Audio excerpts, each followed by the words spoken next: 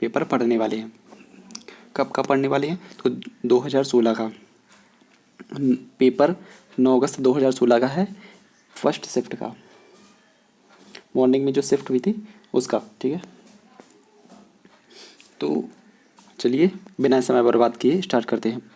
चलिए स्टार्ट करने से पहले यदि आपने हमारे चैनल को सब्सक्राइब नहीं किया है अभी तक तो कर लीजिए, क्योंकि हम आपके लिए डेली एक पेपर लाने वाले हैं और इसमें अपन क्या करने वाले हैं, तो जो जीके और साइंस के क्वेश्चन हैं उनकी प्रैक्टिस करने वाले हैं। ठीक है, डेली बेसिस पे क्वेश्चन करेंगे। तो बिना समय बर्बाद किए चलो स्टार्ट करता हूँ मैं।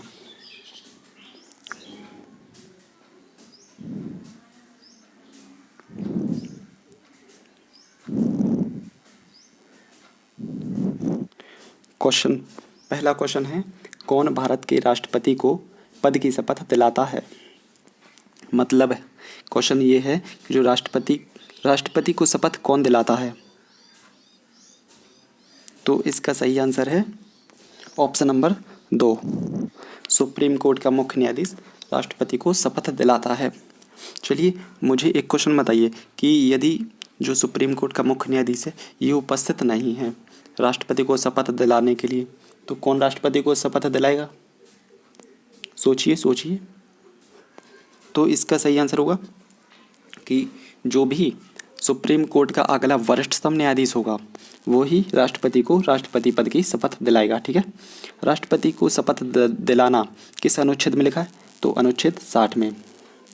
अनुच्छेद 60 में लिखा है कि राष्ट्रपति को सुप्रीम कोर्ट का मुख्य न्यायाधीश शपथ दिलाएगा, और यदि मुख्य न्यायाधीश उपस्थित नहीं है तो सुप्रीम कोर्ट का अगला जो भी वरिष्ठतम न्यायाधीश है वो राष्ट्रपति को शपथ दिलाएगा। ठीक है, हम चलते हैं अगले क्वेश्चन पर। क्वेश्चन नंबर 2 है,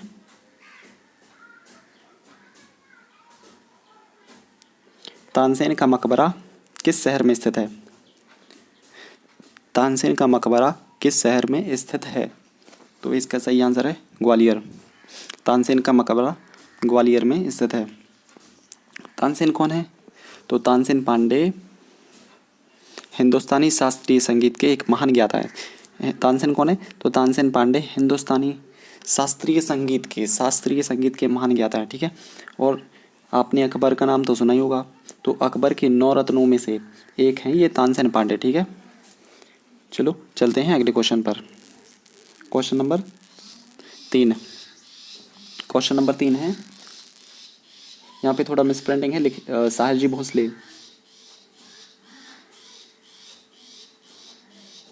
साहस जी भोसले के पुत्र कौन थे?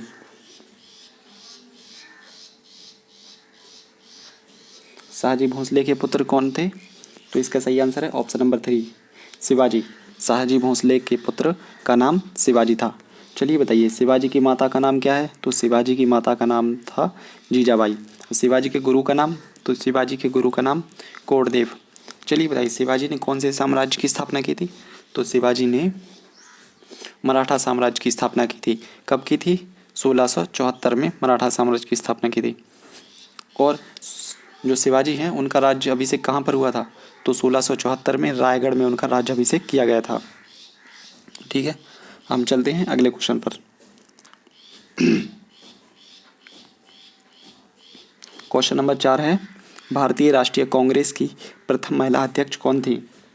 जो भारतीय राष्ट्रीय कांग्रेस है उसकी प्रथम महिला अध्यक्ष कौन थी? तो इसका सही आंसर है ऑप्शन नंबर 1, एनी बेसेंट।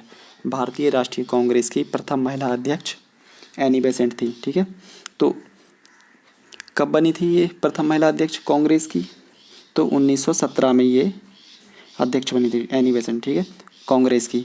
और किस अधिवेशन में? तो कलकत्ता अधिवेशन में। अब मुझे बताइए कि भारतीय राष्ट्रीय कांग्रेस का प्रथम पुरुष अध्यक्ष कौन था? तो आंसर होगा व्योमेश चंद्र बनर्जी। और भारतीय राष्ट्रीय जो कांग्रेस पार्टी है इसकी स्थापना कब हुई थी? तो इसकी स्थापना हुई थी 1885 में। चलो अगले क्वेश्चन पर चलते हैं। क्वेश्चन नंबर 5 है, मध्य प्रदेश के पश्चिम में किस राज्य की सीमा लगी हुई है? मध्य प्रदेश के पश्चिम में किस राज्य की सीमा लगी हुई है? तो इसका सही आंसर है option number first Gujarat. Madhya Pradesh के पश्चिम में कौन सा राज्य है? गुजरात। गुजरात से मध्य प्रदेश की सीमा लगी है। मुझे एक क्वेश्चन का आंसर दीजिए कि जो हमारा मध्य प्रदेश है ये कितने राज्यों से मध्य प्रदेश की सीमा लगी हुई है, या फिर मध्य प्रदेश कितने राज्यों से घिरा हुआ है? तो आंसर होगा 5 राज्यों से। कौन कौन से? तो गुजरात, महाराष्ट्र, छत्तीसगढ़, उत्तर प्रदेश और राजस्थान, इन 5 राज्यों से मध्य प्रदेश की सीमा लगी हुई है। ठीक है। और भारत का हृदय किसे कहते हैं? तो भारत का हृदय मध्य प्रदेश को। चलिए अगले क्वेश्चन पर चलते हैं। और एक क्वेश्चन और है कि नदियों का मायका किसे कहते हैं? तो आंसर करेंगे Madhya Pradesh. Question number 6।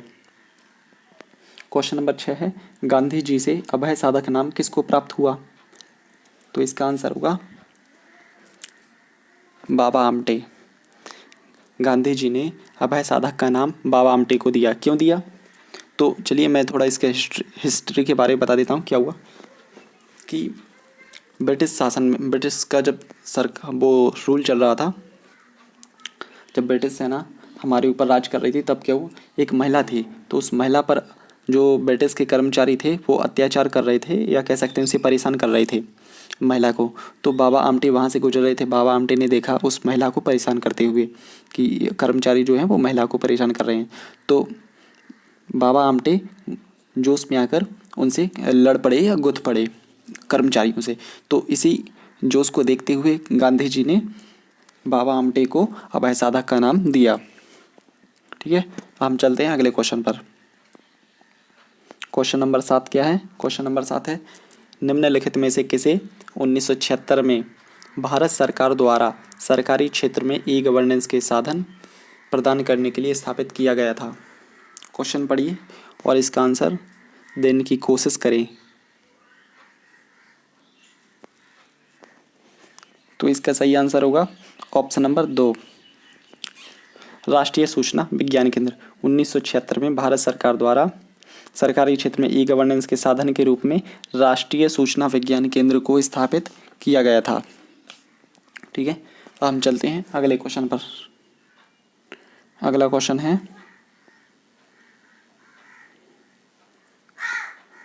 Question number 8, सक्रिय रूप से 1857 के विद्रोह में भाग लेने वाली जनजाति के लोगों का नाम क्या है?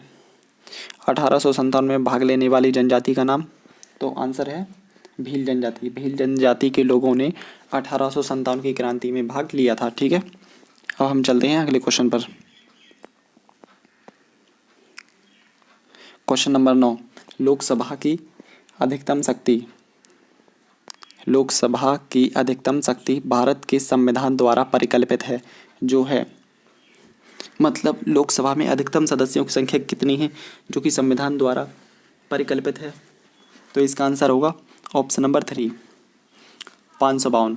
552 लोकसभा के सदस्यों की अधिकतम संख्या 552 है। ठीक है। और ये बताइए कि लोकसभा के जो सदस्य हैं उनको कहाँ से चुना जाता है? तो जो लोकसभा का चुनाव है वो लोकसभा का चुनाव प्रत्यक्ष रूप से होता है, मतलब लोगों के द्वारा डायरेक्ट चुने जाते हैं लोकसभा के सदस्य। और लोकसभा का जो कार्यकाल है वो कितने टाइम का होता है? तो लोकसभा का कार्यकाल 5 वर्ष का होता है। लेकिन यदि आपातकालीन की स्थिति हो तो इसका कार्यकाल 1 वर्ष के लिए बढ़ाया जा सकता है। ठीक है। और लोकसभा का सदस्य बनने के लिए आयु कितनी होनी चाहिए कम से कम?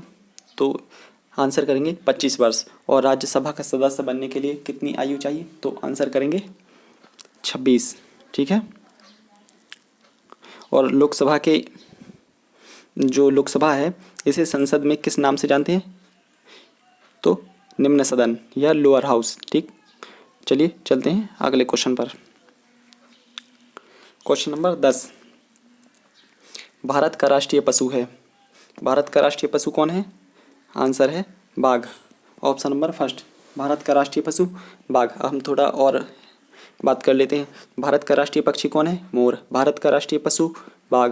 राष्ट्रीय पुष्प कौन सा है? कमल। राष्ट्रीय फल क्या है? आम। और राष्ट्रीय वृक्ष क्या है? बरगद। चलिए अब हम चलते हैं अगले क्वेश्चन पर। क्वेश्चन नंबर 11,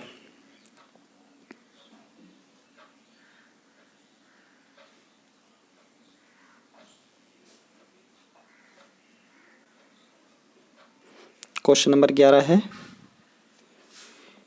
कौन संघ लोक सेवा आयोग के सदस्य की नियुक्ति करता है? संघ लोक सेवा आयोग के सदस्य की नियुक्ति कौन करता है? जो यूपीएससी है उसके सदस्य की नियुक्ति कौन करता है? तो आंसर है ऑप्शन नंबर फर्स्ट, राष्ट्रपति। राष्ट्रपति संघ लोक सेवा आयोग के सदस्य की नियुक्ति करता है। चलो चलते हैं अगले क्वेश्चन पर। क्वेश्चन नंबर 12 क्या है? तो क्वेश्चन नंबर 12 है, भारत में सबसे पहली मस्जिद कहाँ बनी थी? कमेंट बॉक्स में आंसर करेंगे। इसका आंसर बहुत ध्यान से दीजिए, गलत भी हो सकता है। तो इसका आंसर है ऑप्शन नंबर 4, कोदुंगल्लूर। भारत में सबसे पहली पहली मस्जिद कोदुंगल्लूर में बनी थी। कोदुंगल्लूर तो आपने सुना है क्या? तो कोदुंगल्लूर केरल का एक क्षेत्र है, ठीक है, केरल के एक क्षेत्र का नाम है जिसे कोदुंगल्लूर कहते हैं। वहीं पे भारत में सबसे पहली मस्जिद बनी थी। और इस मस्जिद का नाम क्या है? तो इस मस्जिद का नाम है चेरामन जुम्मा। चेरामन जुमा, ठीक है। हम चलते हैं अगले क्वेश्चन पर। क्वेश्चन नंबर 13, काली सिंध नदी किस जिले में से निकलती है? जो काली सिंध नदी है वो किस जिले में से निकलती है? तो आंसर है विदिशा। मैं इसके बारे में थोड़ा बता देता हूँ कि जो काली सिंध नदी है वो कहाँ से निकलती है। जब मैंने इसके बारे में पढ़ा और सर्च किया तो मुझे आंसर मिला देवास, कि जो काली सिंध नदी है वो देवास से निकलती है, ठीक है। और मैंने इसके पेपर भी देखा, काफ़ी जगह देखा, तो मुझे आंसर मिला कि काली सिंध नदी जो है वो देवास से निकलती है, लेकिन पीईबी वालों ने इसका आंसर विदिशा दिया है, ठीक है। आप चाहें तो चेक कर सकते हैं, पीईबी वालों ने इसका आंसर विदिशा माना है, ठीक। काली सिंध नदी के बारे में थोड़ा बात कर लेते हैं। काली सिंध नदी की लंबाई 100 किलोमीटर, ठीक। काली सिंध नदी कितने राज्यों में बहती है? 2 राज्यों में। कौन कौन से? राजस्थान और मध्य प्रदेश। काली सिंध नदी जो है वो विंध्याचल पहाड़ियों से निकलती है। और काली सिंध नदी कौन सी नदी में जाकर मिल जाती है? तो ये राजस्थान में होते हुए चंबल में मिल जाती है, चंबल नदी में। अब हम चलते हैं अगले क्वेश्चन पर। Question number 14। क्वेश्चन नंबर 14 क्या है? किस राज्य की राजधानी का अर्थ है ईंटों का किला? आंसर करेंगे, जल्दी करेंगे। तो इसका आंसर है ऑप्शन नंबर 3, अरुणाचल प्रदेश। अरुणाचल प्रदेश की जो राजधानी है क्या है? ईटानगर। तो ईटानगर का मतलब होता है ईंटों का किला। चलिए बताइए, असम की राजधानी क्या है? दिसपुर। छत्तीसगढ़ की रायपुर। अरुणाचल प्रदेश की ईटानगर। झारखंड की रांची, ठीक है। अब हम चलते हैं अगले क्वेश्चन पर। क्वेश्चन नंबर 15, भारत के सुप्रीम कोर्ट का गठन हुआ था। जो भारत का सुप्रीम कोर्ट है उसका गठन हुआ था किसके द्वारा? तो भारतीय संविधान के द्वारा। भारतीय संविधान के द्वारा भारत के सुप्रीम कोर्ट का गठन हुआ था, ठीक है। कब हुआ था? तो 26 जनवरी 1950 को। 26 जनवरी 1950 को हुआ था, ठीक है। अब हम चलते हैं अगले क्वेश्चन पर। क्वेश्चन नंबर 16, कौन सी नदी घाटी पर बंजार नदी परियोजना स्थित है? किस नदी पर बंजार नदी परियोजना स्थित है? तो आंसर है ऑप्शन नंबर 3, नर्मदा। नर्मदा नदी पर बंजार नदी परियोजना स्थित है, ठीक है। और ये बंजार नदी है कहाँ से निकलती है? तो बंजार नदी छत्तीसगढ़ से निकलती है। हम चलते हैं अगले क्वेश्चन पर। Question number 17। क्वेश्चन है, जब एक गिलास में गर्म पानी डाला जाता है तो उसके अंदर एक इस्पात की चम्मच रख देते हैं, जिससे क्या होता है? क्वेश्चन पढ़ेंगे, ऑब्जेक्ट पढ़ेंगे और आंसर देंगे जल्दी। तो इसका आंसर है ऑप्शन नंबर फर्स्ट, चम्मच ऊष्मा को अवशोषित कर लेती है जिससे गिलास टूटने से बच जाता है, ठीक है। जब गिलास में गर्म पानी डालते हैं तो उसमें हम चम्मच इसलिए डालते हैं जिससे गिलास टूट ना जाए, ठीक। हम चलते हैं अगले क्वेश्चन पर। Question number 18। क्वेश्चन नंबर 18 है, भारी वस्तु और हल्की वस्तु के बीच टक्कर में वह वस्तु जो अधिक बल का अनुभव करती है। मतलब जब भारी वस्तु और हल्की वस्तु जो है वो एक दूसरे से टकराती हैं तो कौन सी वस्तु अधिक बल का अनुभव करेगी? तो इसका आंसर होगा ऑप्शन नंबर 3, दोनों वस्तुएं समान बल का अनुभव करेंगी। ठीक है, हम चलते हैं अगले क्वेश्चन पर। क्वेश्चन नंबर 19, पुरुष में आयोडीन निम्न में से किसके उत्पादन के लिए आवश्यक है? तो आंसर है ऑप्शन नंबर 3, थायरोक्सिन। पुरुष में आयोडीन थायरोक्सिन के उत्पादन के लिए आवश्यक है। थायरोक्सिन हार्मोन होता है। ठीक है, थायरोक्सिन हार्मोन कहाँ से निकलता है? तो ये थायराइड ग्रंथि से निकलता है। हम चलते हैं अगले क्वेश्चन पर। Question number 20। क्वेश्चन नंबर 20 है, नीचे दिए गए भागों में से कौन सा स्त्री केसर का भाग नहीं है? कौन सा भाग स्त्री केसर का भाग नहीं है? तो आंसर है ऑप्शन नंबर फर्स्ट, तंतु। तंतु स्त्री केसर का भाग नहीं है। वर्तिका, वर्तिकाग्र और अंडाशय ये तीनों स्त्री केसर के भाग हैं। अब हम चलते हैं अगले क्वेश्चन पर। Question number 21। क्वेश्चन है, शरीर से उपापचय अपशिष्ट निष्कासन की प्रक्रिया को जाना जाता है। मतलब जब हमारे शरीर से कुछ अपशिष्ट पदार्थ निकलते हैं तो उस प्रक्रिया को क्या कहते हैं? तो इसे उत्सर्जन कहते हैं। जैसे हमारे शरीर से पसीना निकलता है, मल निकलता है, तो इन प्रक्रिया को इनका निष्कासन करना उत्सर्जन कहलाता है। ठीक है, हम चलते हैं अगले क्वेश्चन पर। Question number 22। क्वेश्चन नंबर 22 है, कोशिकाओं में गोल्जी उपकरण की अनुपस्थिति से निम्न में से कौन सा कार्य प्रभावित नहीं होता? कोशिकाओं में गोल्जी उपकरण की अनुपस्थिति में, जब कोशिका होती है उसमें गोल्जी कण जो है वो अनुपस्थित है तो कौन सा कार्य प्रभावित नहीं होगा? प्रोटीन का संश्लेषण। ऑप्शन नंबर 4, प्रोटीन का संश्लेषण प्रभावित नहीं होगा। ठीक है, अच्छा, कोशिका में प्रोटीन का संश्लेषण करने में कौन सहायता करता है? तो आंसर करेंगे राइबोसोम। ठीक, अब हम चलते हैं अगले क्वेश्चन पर। Question number 23। क्वेश्चन नंबर 23 क्या है? क्वेश्चन नंबर 23 है, खरपतवार को हटाने का सबसे श्रेष्ठ समय है। अब खरपतवार का मतलब जानते हैं क्या होता है? खरपतवार मतलब ये होता है, जब आपने खेतों में तो देखा ही होगा, जब हम फसल उगाते हैं तो खेतों में फसल के साथ साथ वो चारा भी उग जाता है जो कि फालतू होता है और फसल को नष्ट कर देता है, अच्छे तरीके से होने नहीं देता। तो वो जो चारा है वो फालतू, उसे ही खरपतवार कहते हैं। ठीक है, तो उसको हटाने का सबसे बेस्ट समय कौन सा होगा? तो इसका आंसर है ऑप्शन नंबर फर्स्ट, जब उसमें बीज निकलने से पहले और पुष्प लगने से पहले उस खरपतवार को हटाना सबसे अच्छा समय माना जाता है। ठीक है, अब हम चलते हैं अगले क्वेश्चन पर। Question number 24। क्वेश्चन नंबर 24 क्या है? खाली स्थान में मुख्य उत्सर्जी उत्पाद यूरिक अम्ल होता है। तो आंसर है छिपकली। छिपकली में उत्सर्जित उत्पाद यूरिक अम्ल होता है। ठीक है, और मानव में यूरिक अम्ल नहीं होता, मानव में तो यूरिया होता है। हम चलते हैं अगले क्वेश्चन पर। Question number 25। क्वेश्चन नंबर 25 है, एक आभासी सीधा और समान आकार का प्रतिबिंब किसके द्वारा निर्मित होता है? चलिए बताइए। तो इसका आंसर है ऑप्शन नंबर 2, उत्तल दर्पण। एक आभासी उत्तल दर्पण जो है आभासी प्रतिबिंब बनाता है और सीधा बनाता है और समान आकार का। ठीक, अब हम चलते हैं अगले क्वेश्चन पर। Question number 26। क्वेश्चन नंबर 26 है, मानव नेत्र लेंस वस्तु की छवि को किसके द्वारा विभिन्न स्थितियों से केंद्रित करता है? जो मानव नेत्र लेंस है वो वस्तु की छवि को, मतलब वस्तु की जो प्रतिबिंब है उसको किसके द्वारा विभिन्न स्थितियों में केंद्रित करता है? तो इसका आंसर है ऑप्शन नंबर 4, पक्षमाभिकी पेशी के द्वारा।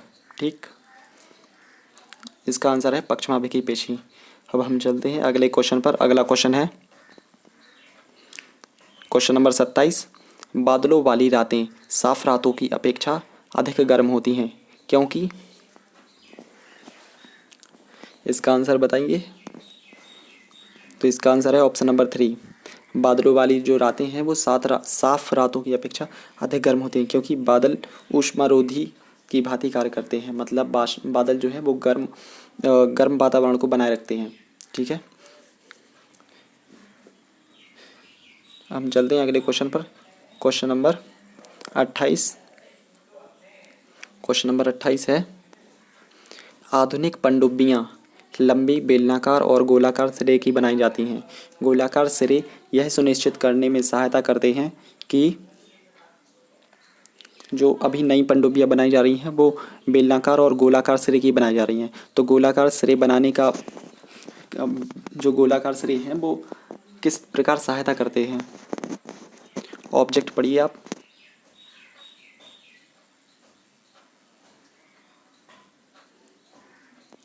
तो इसका सही आंसर है ऑप्शन नंबर 4। पनडुब्बी की सतह पर दाब समान रूप से वितरित होता है। जो पनडुब्बी है इस गोलाकार होने से क्या होता है, और बेलनाकार की जो दाब है वो समान रूप से सभी जगह लगेगा। ठीक है, अब हम चलते हैं अगले क्वेश्चन पर। Question number 29। जल तरंग में जल के उच्चतम स्तर के साथ गिलास द्वारा उत्पन्न ध्वनि उत्पन्न करती है। क्वेश्चन पढ़ेंगे और आंसर देंगे। तो इसका सही आंसर है ऑप्शन नंबर 1, उच्चतम तारत्व। चलिए हेलो दोस्तों, तो आपको ये वीडियो कैसा लगा? यदि अच्छा लगा तो आप हमारे साथ जुड़े रहें और चैनल को लाइक करें, सब्सक्राइब करें और दोस्तों को भी शेयर करें। हम डेली एक वीडियो ला रहे हैं, जो कि जो भाई भी हमारे मित्र पुलिस की तैयारी कर रहे हैं वो इस वीडियो को ज़रूर देखें, क्योंकि प्रीवियस क्वेश्चन देखने से हमें आइडिया लग जाता है कि पेपर में क्वेश्चन किस प्रकार से आते हैं। ठीक है, तो आपकी तैयारी को ये और बेहतर बनाएंगे और आप हमसे ज़रूर जुड़ें। चैनल को सब्सक्राइब कर लें यदि आपने नहीं किया है। चलिए मिलते हैं अगले वीडियो में।